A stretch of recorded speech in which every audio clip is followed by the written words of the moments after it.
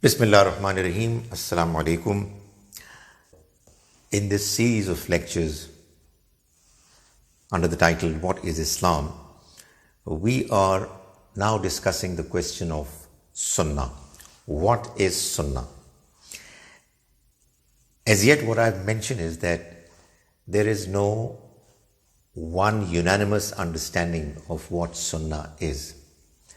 The understanding about Sunnah in the Ummah is divided, and therefore we've got no choice but to look at the strengths and weaknesses of the respective points of view. As yet, I have talked about the first point of view, the most popular one, which claims that whatever the Prophet, may God's mercy be on him, said, did, or silently approved is Sunnah. I talked about its arguments, supporting arguments, and I've also talked about its criticism that has been raised against it. Then I talked about the second point of view, which is the point of view of the Quranists, who believe that nothing but the Quran constitutes the reliable, authentic source about Islam, and therefore there is no concept of Sunnah in Islam. I mentioned their arguments that support their understanding, and I mentioned the criticism that has been raised against them. Now I move on to the third approach towards Sunnah, which can be described as the midway approach. According to this approach, it is the Quran itself which mentions that there is Sunnah. This approach claims that, like the Quran, Sunnah too is fully preserved. It claims that the Almighty required the Prophet, may God's mercy be on him, to go through certain religious practices which in actual fact were coming from the earlier prophets, and these practices were introduced to Muslims in a way that the entire first generation of Muslims came to learn about what these religious practices were. Therefore, they unanimously accepted those practices as very much religious practices emerging from the Prophet, and they transmitted this tradition to the next generations in a manner that there was no gap, no vacuum, no interruption.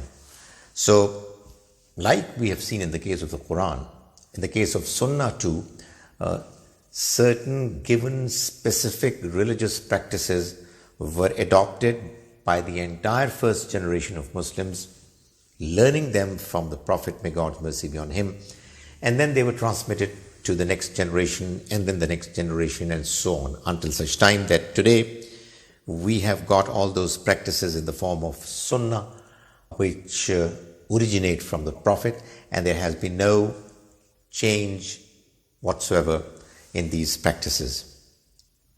The Quran talks about these practices in verse 123 of Surah An-Nahl, chapter 16.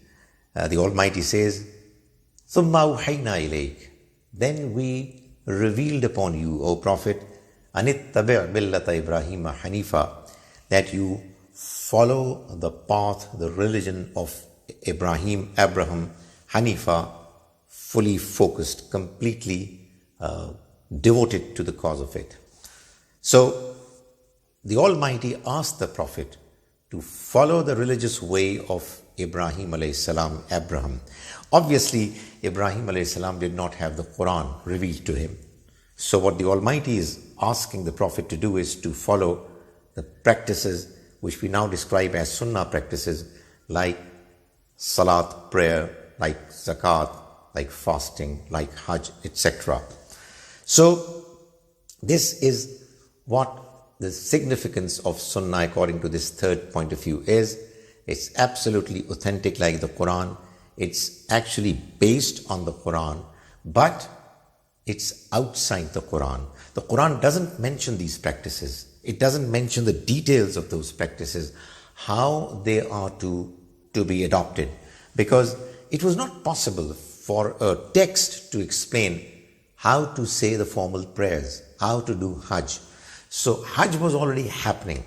The prayer was taking place because the Prophet prayed and his followers prayed likewise. The Quran only referred to them and asked believers to pray, to do Hajj, etc. Now, where are these practices to be found? In what different forms? Well, first and foremost, these religious practices which constitute the Sunnah are to be found in the ibadat of Muslims, like prayers, like fasting, like zakat, like Hajj, like itikaf, like the takbirat during the days of Tashriq, that is 9th Zulhajj till the 13th of Zulhajj. All these practices are the ones which are, even if they're mentioned in a way in the Quran that you get an idea that something is happening outside the Quran which the Quran is endorsing. So that's one part of the Sunnah. Then we also find Sunnah practices in the form of customs and etiquette of Muslims. When we Muslims meet, we greet each other by saying Assalamu alaikum, and the one who is greeted thus responds by saying Wa alaikum assalam. Likewise, if a person sneezes, he or she says Alhamdulillah, and those who are present would respond by saying Yarhamakullah. Alhamdulillah, thanks be to God. Yarhamakullah, may God's mercy be on you. Likewise, there are quite a few expectations in the domain of personal hygiene that have been required to be gone through. Muslims are expected to remove hair from their armpits and underneath their navel. Muslim men are expected to clip their mustaches so that they do not droop beneath the upper limit of the boundary of the lip, the upper lip. Both Muslim men and women have been asked to clip their nails regularly, and so on and so forth. Likewise, Muslims have been asked to follow certain practices in the case of edibles, what they eat. Even though it's mentioned in the Quran, the real practice of slaughtering the halal animals properly so that the blood gets drained, which is called tazkiyah, is a part of the Sunnah. To say Tasmiyah, Bismillah Rahman Rahim, or Bismillah Allahu Akbar, is also a part of the Sunnah that we have gotten. The Quran mentions it and the Sunnah has practiced it. Likewise, not to consume the flesh of swine, pork, is also what we have gotten through the Sunnah. And likewise, not to have the flesh, to consume the flesh as part of our food of carrion, the dead animal, is also what the Quran has clearly mentioned. But the Sunnah practices have transmitted this practice to the entire Muslim Ummah. Similarly, the fact that we shall not eat the flesh of the animal even though it's halal otherwise, if it's slaughtered in the name of anyone other than Allah. All these practices are now a part of the Muslim Ummah, and no matter where we go, edibles are consumed, taking into consideration these limitations.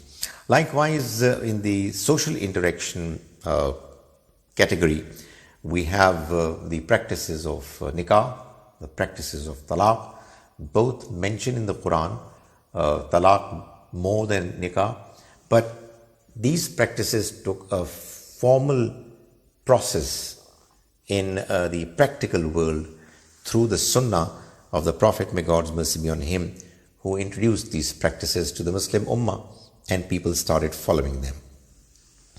In order for Sunnah to be understood properly, those who present this midway approach, or you call it the third point of view, they insist that in order for a practice to be Sunnah, there are a number of principles that need to be clearly understood in order for us to be able to distinguish a Sunnah from a non-Sunnah. So one of the things that they mention is that Sunnah is always a practice. A statement attributed to the Prophet, howsoever important it might be, cannot constitute Sunnah. Why? Because the word Sunnah itself reflects the understanding of practice. The Quran mentioned this word Sunnah for the policies that the Almighty follows while running the affairs of this world. So the way this world unfolds its practices, it follows certain principles which have been described as the Sunnah of the Almighty. So that the Quran says, Sunnat Allah. These are the Sunnahs, policies, practices of the Almighty. Walan tajida li sunnatillahi tabdila. And you will not find any changes in the practices, policies of the Almighty. The word itself is actually mentioning the understanding of a path that has gotten leveled as a consequence of it being used for the purpose of traveling, and as a result of a large number of people and animals going across it, the land gets leveled. So practice is what Sunnah is. Secondly, a Sunnah needs to be a practice which is religious. Why? Because the proponents of this point of view say that the prophets of God have come to us to deliver God's religion. They do not deliver worldly matters to people. This is something which the Quran mentions in Surah Shura, Surah number 42, verse 13, wherein the Almighty has mentioned the names of 5 most prominent messengers of God. Nuh alayhi salam, Noah; Ibrahim alayhi salam, Abraham; Musa alayhi salam, Moses; Isa alayhi salam, Jesus; and Muhammad alayhi salam, the Prophet Muhammad, the last prophet, may God's mercy be on all of them. And after mentioning their names, the Almighty says, they were all required by the Almighty, an aqimuddin, to practice religion, to stay firm in religion. Wala tatafarraqu fi, and do not disintegrate, do not get divided. That having been mentioned in the Quran, we also find in Hadith, as we have seen earlier, a very clear mention which the Prophet, may God's mercy be on him, made when he clarified that Antum a'lamu bi umuri dunyakum, you know your worldly matters better. So he clarified to the people that, look here, do not come to me with expectations of getting insights and clarifications about how to do worldly matters in a more effective way. I have come to deliver religion.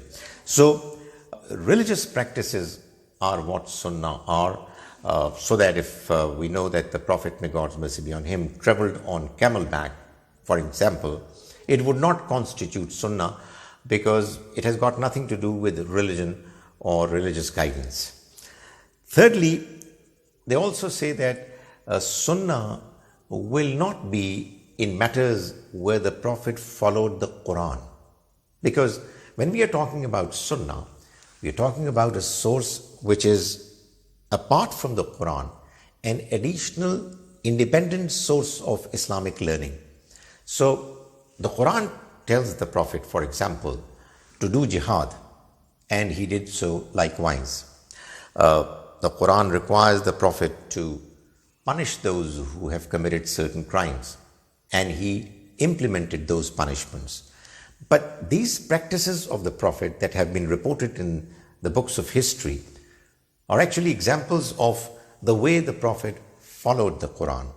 However, there are many other practices which were introduced by the Prophet, even though the Quran mentions them as well.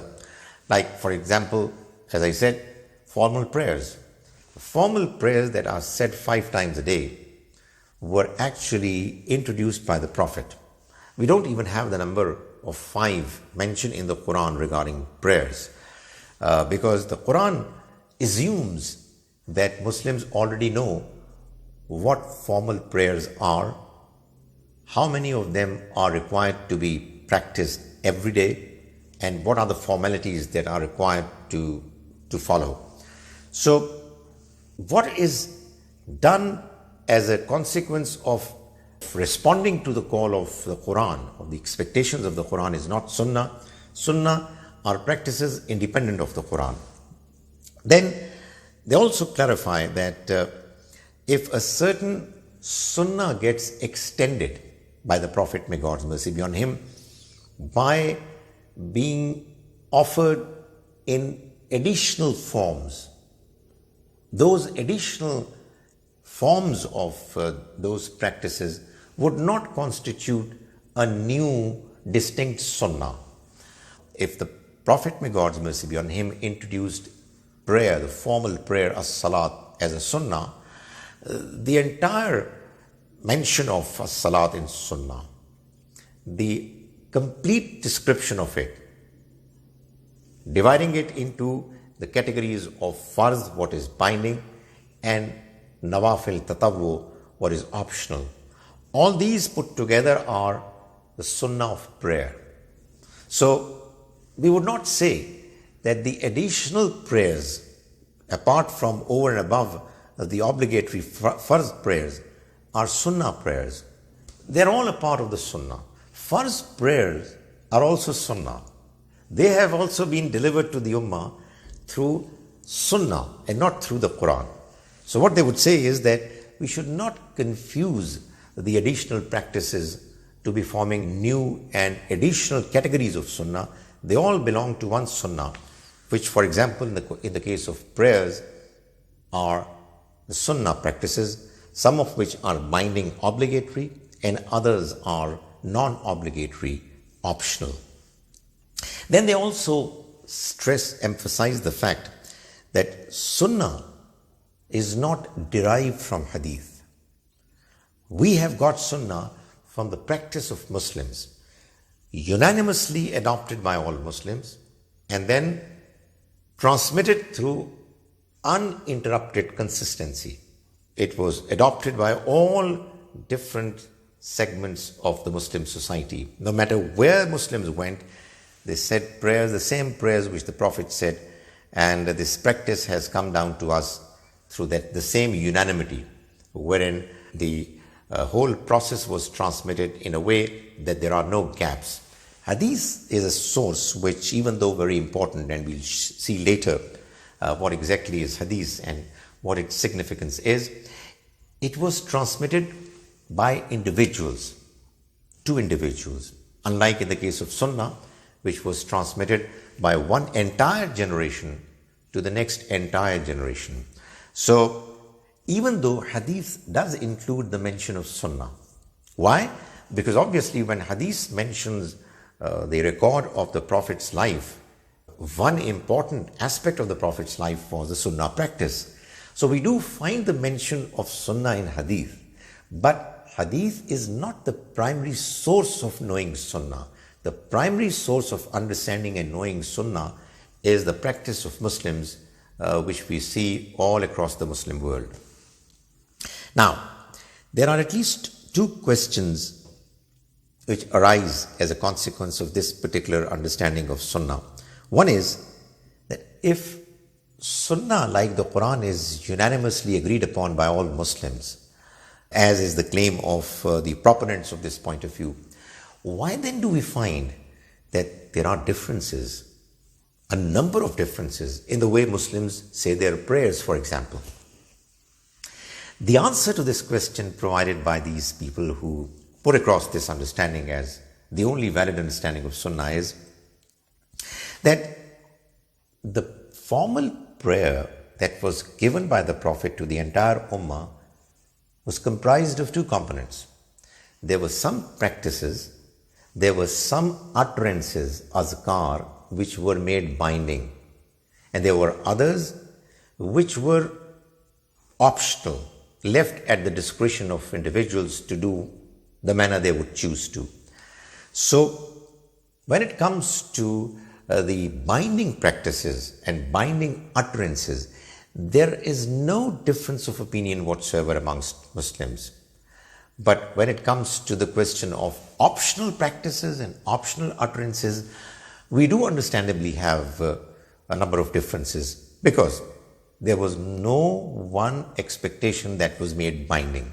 So, for example, in the case of formal prayers, all Muslims face the Qibla, they do their wudu before they start their prayers. The number of rakats, units in first prayers is the very same. All agree that there is one ruku and two sujood in prayers. After every 2 rakats, they sit for qada and so on. There's a long list of rituals which all Muslims agree to are to be followed in the case of formal prayers. But there are others where they differ because they were not made binding. The second question is every religious practice of Muslims Sunnah? Because the claim is that the Sunnah is to be found in the religious practices of Muslims. So is it that whenever there is a religious practice adopted by Muslims anywhere, it's Sunnah? Well, the answer is no. There are 2 kinds of religious practices which Muslims follow. One belongs to the category of Sunnah and the other belongs to the category of Bid'ah. A Bid'ah is a religious innovation. A Bid'ah is a religious practice which is followed by some Muslims, but most certainly not all Muslims, unlike in the case of Sunnah. And this is so because it was not given to Muslims by the Prophet, may God's mercy be on him. It was given to them by somebody else in the later times. And therefore, it's a local affair. It's confined to a certain geographical location and to a certain population. And it's a condemned practice because no individual other than the Prophet has the right, the authority to introduce anything in religion. So, Bid'ah is different from Sunnah. Sunnah practices are the religious practices, according to this point of view, which can be seen, practiced all across the Muslim world by all practicing Muslims. With that, we come to the end of the discussion on Sunnah. There's only one question that remains, that if that is what Sunnah is, what exactly is then the status of Hadith? That's a discussion that we are going to take up in the next 2 sessions. Until then, Assalamu alaikum wa rahmatullahi wa barakatuh.